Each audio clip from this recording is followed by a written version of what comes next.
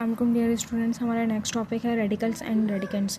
Radicals हमारे पास क्या होता है कि कोई भी वैल्यू रूट के अंदर लिखी गई हो, इस पूरी टर्म को हम क्या कहेंगे, रेडिकल। और इसके अंदर हमारे पास जो भी वेरिएबल या नंबर लिखा हो, इसे हम कहेंगे रेडिकेंड्स। यहाँ पे हमारी जो वैल्यू लिखी होती है, वेरिएबल भी आपका हो सकता है और यहाँ पे कोई नंबर भी हो सकता है, तो इसे हम कहेंगे इंडेक्स।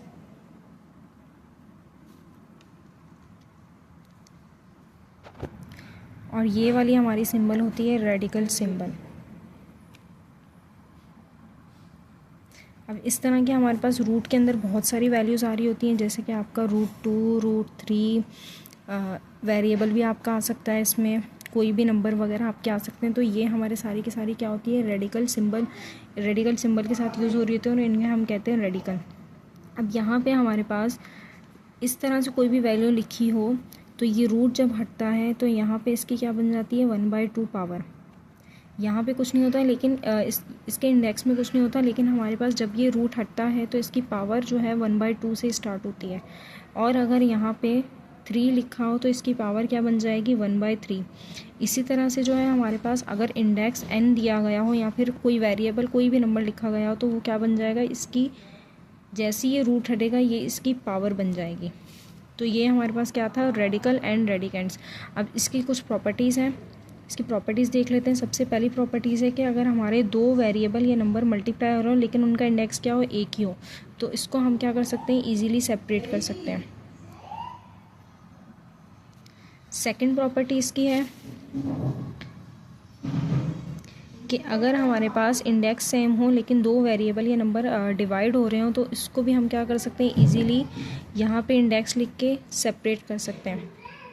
थर्ड प्रॉपर्टी इसकी है कि अगर हमारे पास इंडेक्स के ऊपर इंडेक्स हो, जैसे यहाँ पे लिखा गया है, तो हम क्या करेंगे, यहाँ पे जैसे कि डिफरेंट इंडेक्स है मेरे पास, तो यहाँ पे मैं सिंपल क्या करूँगी, ए लिख दूँगी और यहाँ पे इनके इंडेक्स को मल्टीप्लाई की फॉर्म में लिख दूँगी।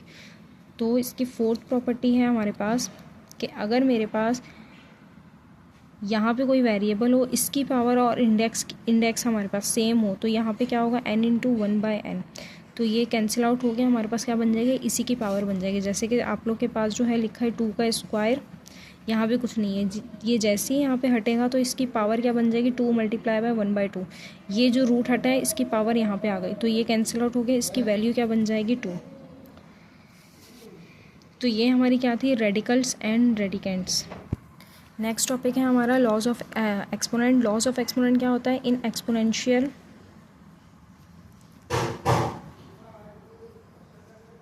a⁴n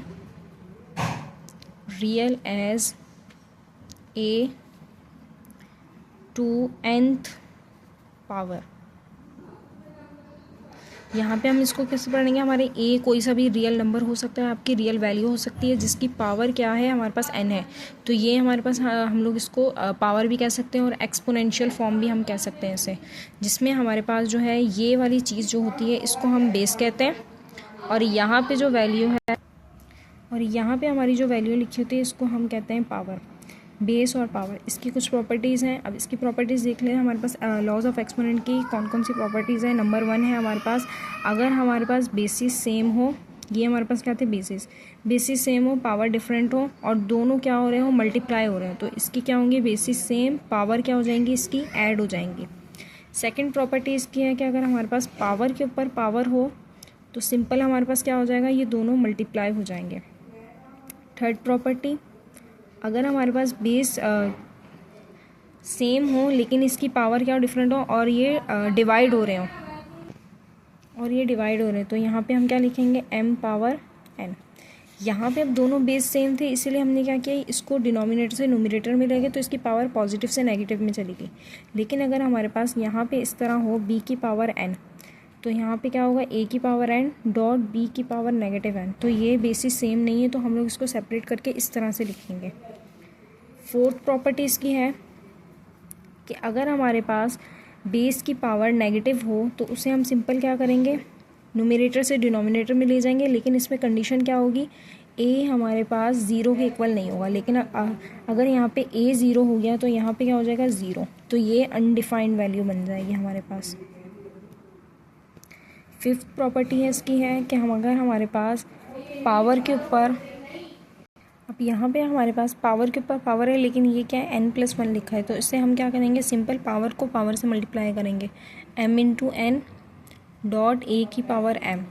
m को पहले n से मल्टीप्लाई करेंगे, mn आ जाएगा, फिर m को 1 से मल्टीप्लाई करेंगे ये।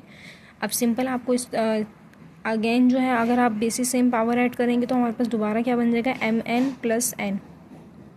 तो ये हमारे पास इसकी प्रॉपर्टी है। नंबर 6 प्रॉपर्टी इसकी है कि अगर हमारे पास डिफरेंट हो, जैसे यहाँ पे ऊपर हमने लिखा था डिफरेंट हमारे पास बेस हो और उसकी पावर सेम हो, तो हम लोग सिंपली क्या करेंगे, इनकी पावर अलग अलग इन पे लिख देंगे। अब यहाँ पे भी कंडीशन हमारे पास क्या है, b is not equal to 0। b अगर इक्वल टू 0 हो जाएगा तो ये भी कंडीशन क्या हो जाएगी, अनडिफाइंड हो जाएगी। 7th प्रॉपर्टी इसकी है कि अगर a की पावर 0 हो तो हमेशा किसके इक्वल होता है, 1 के। अब यहाँ पे भी a is not equal to 0 होना चाहिए। यहाँ पे हमारे पास ये 0 किस तरह आता है, अगर a की पावर m माइनस m इस तरह से हो, मतलब हमारे पास पावर सेम हो लेकिन एक पॉजिटिव हो एक नेगेटिव हो, तो ये कैंसिल आउट होकर a की पावर 0 बन जाती है। तो ये हमारे किसके इक्वल होता है, 1 के।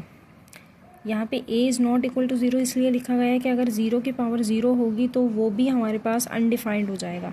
इसीलिए जो है हम लोग क्या लिखते हैं कि हमारे पास a की पावर 0 हो तो ये 1 के इक्वल होगा, लेकिन कंडीशन क्या है, a is not equal to 0 होना चाहिए।